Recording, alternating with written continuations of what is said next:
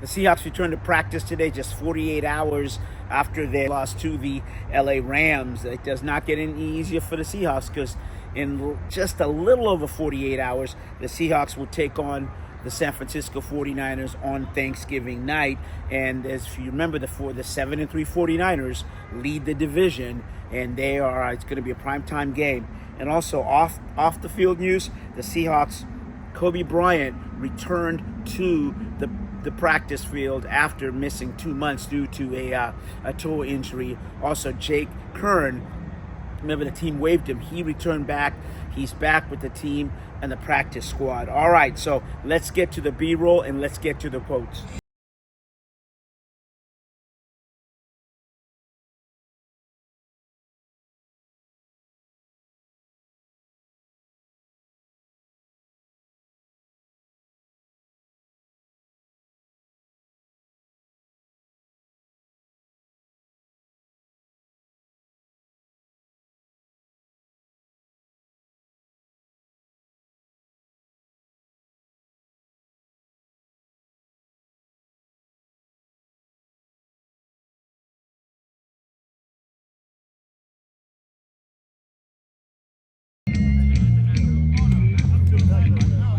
That's it right there. That's it.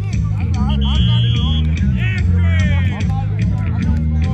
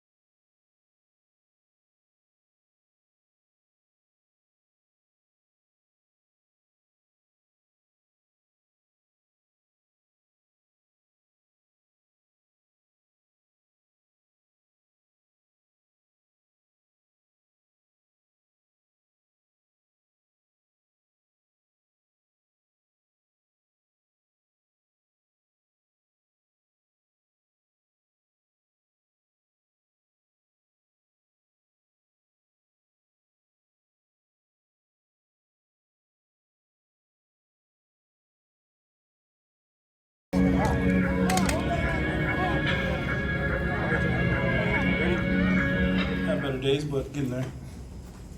What do you feel like compared to how you did post game Sunday? I feel a little bit better. Definitely feel a little bit better after a couple days. Well, what do you think the odds are that you play Thursday? We'll see how it goes. It's up to coach. Practice is still Wednesday. Yeah, that's up to coach. I just do what I'm told. To me, no different.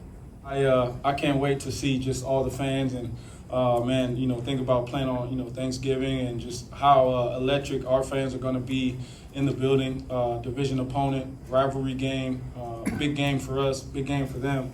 And shoot, man, I know our fans are going to come and bring everything they got. We really look forward to that. It starts with protecting the football, not turning the ball over. It starts with converting on third downs, something we talk about every single week. And then, going out there and executing, especially in the red zone, getting touchdowns, trying to get more touchdowns than field goals.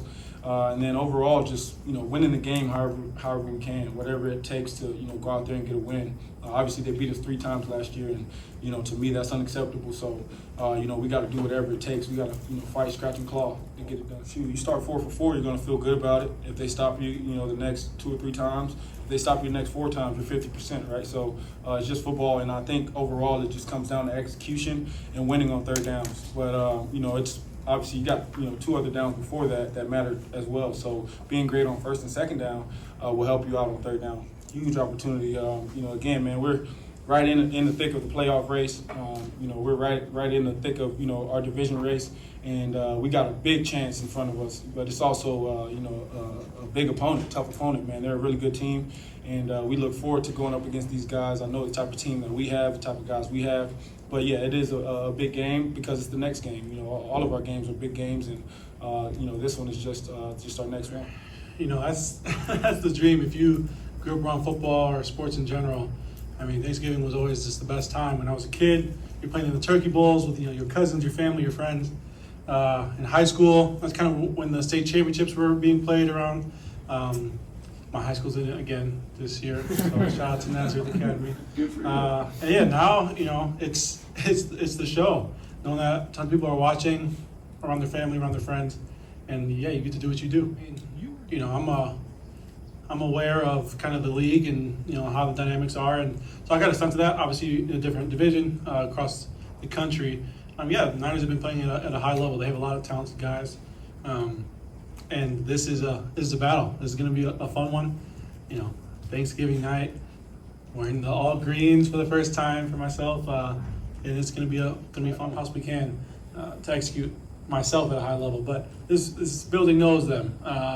This division games is always going to be battled close, and so I'm just feeding off everybody else. He's done a great job of every great quarterback that there ever was.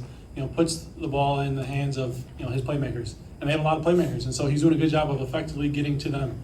And to do that at a young age is pretty remarkable. And so he's a tough kid for sure, and he presents some challenges how he attacks. And I would say he's doing his job at a high level this year more than last year. Really do it all. He's great out of the backfield. Obviously, he's done it his whole career, but he's an effective route runner as well. And he does the dirty work. He gets those tough runs. He blocks, and he's just a complete running back. And so he presents some challenges because you have to know where he is. They like to feature him, and so you got to know where 2-3 is for sure.